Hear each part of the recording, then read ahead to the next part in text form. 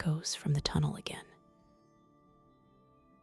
The letter arrived in a thin envelope that smelled faintly of coal and dust, the handwriting cramped and familiar enough to make Evelyn's hand shake. She had not planned to come back. The town had been a photograph she glanced at now and then. But the house sat at the edge of memory, and its address sat beside a place she'd promised to forget. A bricked-up tunnel at the edge of railway scrub. When she stood in the doorway for the first time, the house seemed to be waiting, an animal that had learned what she used to sound like. Neighbors said little about the tunnel. They changed the subject like people changing clocks. Martin, who kept his hedges too neat and his voice too slow, brewed tea and watched her as if measuring weather. He told stories about the old line, signals and whistles in years when trains were still loud, but his eyes always slid toward the hill. Some things, he said, make their own kind of sound and keep it. The phrase lodged in Evelyn's chest like a pebble, small and cold. On the second night, she unpacked boxes. An echo came up from the floorboards, so ordinary she might have mistaken it for the house settling, if not for the way it shaped into a name. It wasn't the sound of a voice so much as the house answering, bending a whisper into the exact syllables she had once been called. Evie. The word hovered in the stairwell and then was gone, replaced by the hum of the refrigerator. Her skin filled with that particular coldness memory, reserves, when something labels you before you can remember why. In the attic, she found the recorder in a shoebox between yellowing school photos and an old scarf. Its casing was scratched. Brittle tapes were in a bag beside it, with dates she did not recognize. When she pressed the button, static filled the roof timbers. Then a small voice threaded through like a ribbon her laugh, younger and less guarded, folding into whispered repetitions of directions she had never given. The sound felt like a door opening on the wrong side, showing a room that shouldn't exist anymore. Martin admitted then, in measured phrases, that the tunnel had been sealed 20 years earlier after a mistake we all carried. He would look at the bricks and look away, as if the stones contained a sentence he didn't want repeated.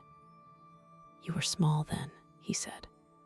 "You did what anybody else might have done to stop something from coming back."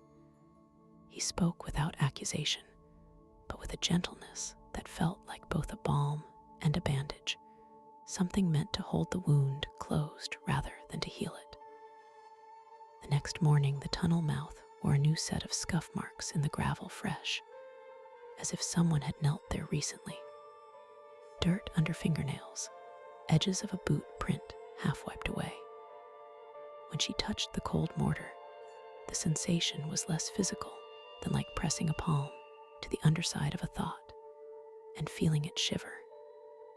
That evening, she dreamed of footsteps that stopped at the edge of hearing, of a small hand she could have taken or let go, the image always dissolving before full shape arrived.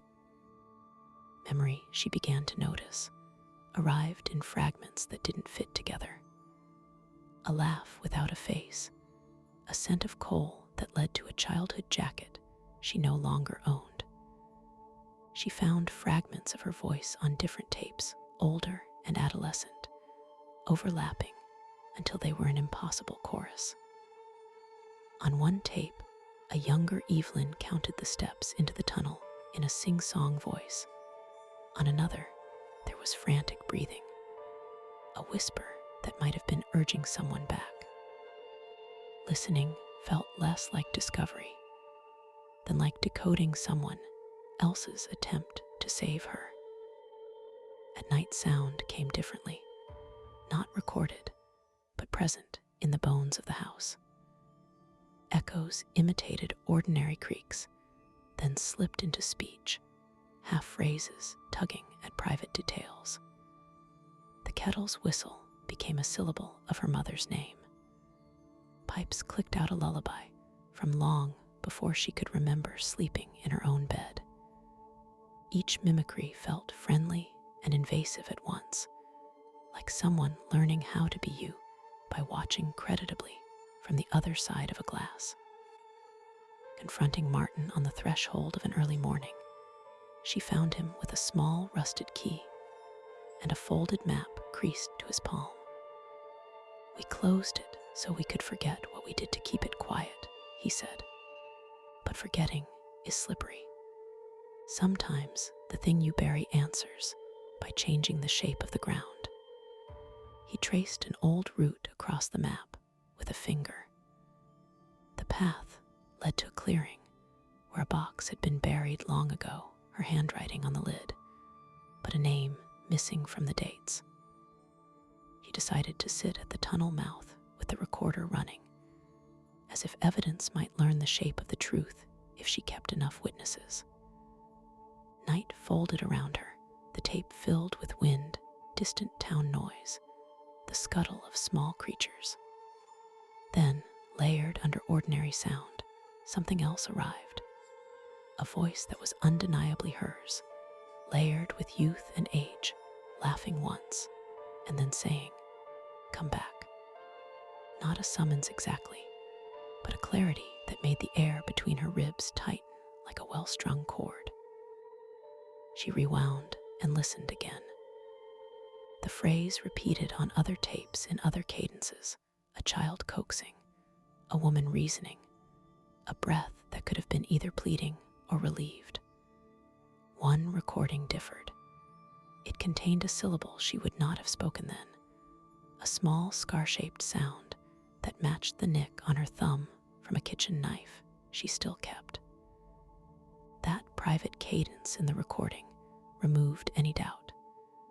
The tunnel kept not only sound, but slices of time that bore her signature. The possibility settled on her like a winter coat. Perhaps the tunnel did not simply echo. Perhaps it folded moments back toward itself, so the same voice could be heard from different directions. If so, the recordings were less a diary than a corridor through which she could listen to choices she'd already made. The realization did not bring relief. It presented a question with weight. If the past could be summoned like a call, might answering it change what had been buried, or only circle the memory until the difference dissolved? When she opened the rusted box Martin had shown her, there was a single photograph, her at 7, grinning, and beside her an empty space where someone's arm had been cropped out. On the back, a sentence in a careful adult hand read, "If you listen, be ready to answer." The tape recorder clicked on its own at that moment, as if affirming the warning. Outside, distant and then near, a voice imitated the very motion of saying her name, gentle as a promise or patient as a tide. Evelyn stood at the brink of remembering and deciding. She could have sealed the tunnel again and left, burying questions with mortar and habit. Instead, she pressed her palm to the cold stone and listened for the sound of a choice being made. The echo answered with something that sounded suspiciously like her own voice, asking whether she would open the door rather than close it. There was no final answer waiting in the dark, only the soft, insistent repetition of her name, as if the world itself were practicing how to call her back. In the days after, locals mended the bricks, as if by habit, and the town resumed its small routines. Martin arranged the mortar with slow, old hands and watched Evelyn walk away.